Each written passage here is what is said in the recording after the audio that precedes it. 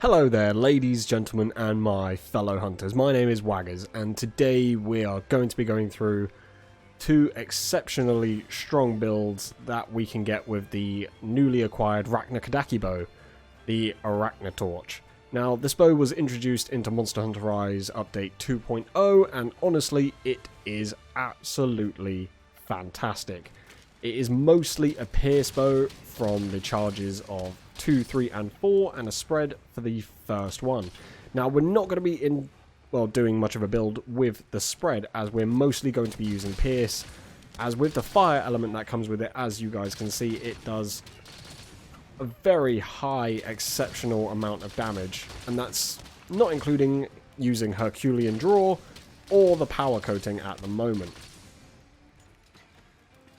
And as we also know, with 2.0, a number of decorations have been included that can make our bow builds that much better. So we're going to be going into my first build. Oh, what's the point in doing that when I can just go straight into my equipment info? I have the Rakna Torch, the Mighty Bow Feather, which obviously gives us Bow Charge Plus, the Vake Mail, which I have introduced, which has Pierce Up, Ballistics, and Fire Attack, as the Vake, the Duratotus Fan Braces, and the Chrome Metal Coil each have the 3-2-1 slots. All three of these have the Pierce Up, which is what the Rakna Torch is fantastic for, as the level 3 and 4 charges on there are level 5 Pierce. So this works out beautifully, and with my Talisman, I got extremely lucky. I got a 3 and 1 slot with a 1 Bombardier, but 3 Constitution. Now, Constitution is fantastic when it comes to bow builds, as it stops your stamina from depleting. So what I really have in my equip skills, as you guys can see, is a level 5 fire attack, which maxes out the fire bonus, the level 3 critical boost, obviously 2 from the Rajang boots, and 1 that I placed onto my Talisman. Now, the 3 Constitution, obviously fixed stamina depletion, so as you're charging the bow, the stamina depletes, well, at 30% less rate, which is fantastic.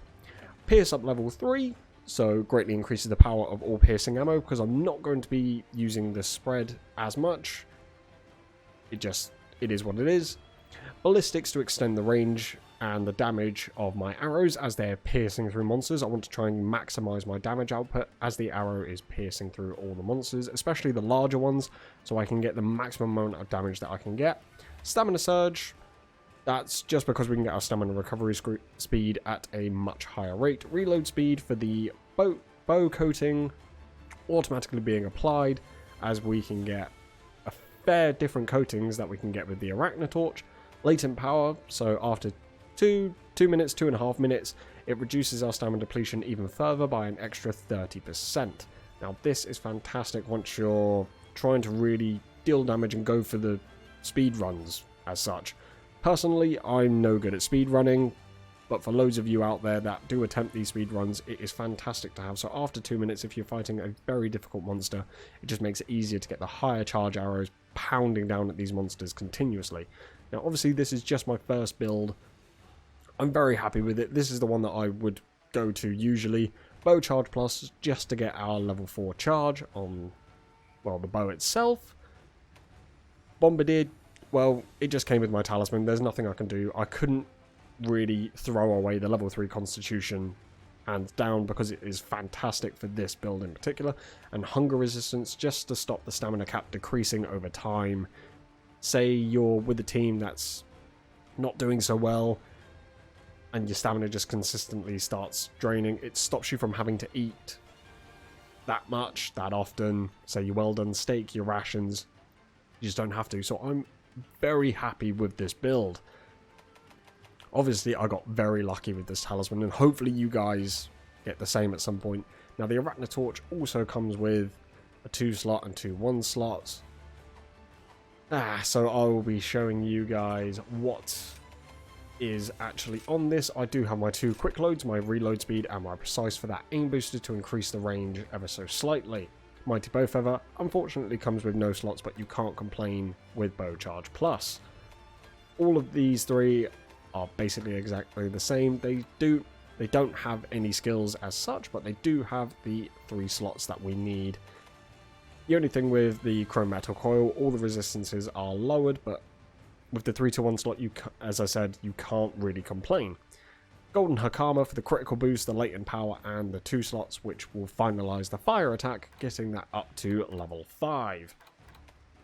Hungerless, well, is just because I really wanted to put it on, but you could put almost anything in there. You could have your Hungerless, you could have, well, your recovery speed, your stamina drain, another Blaze Jewel if you really get in there, if you really do get lucky, and obviously I've got my critical boost just to get it to level 3, just to increase the damage that little bit further. But you can obviously have anything in there. You could get rid of either the Bake, the Duratodus, or the Chrome Metal, put the Pierce up in there to give you that level 3, and have anything that can make you go a little bit wild. Now this is just my first build. The second build, however, is built mostly around the element side. As introduced with 2.0, we also got the Elder Dragons. Oh, the Elder Dragons. God, they gave me a little bit of pain when I was first going through them.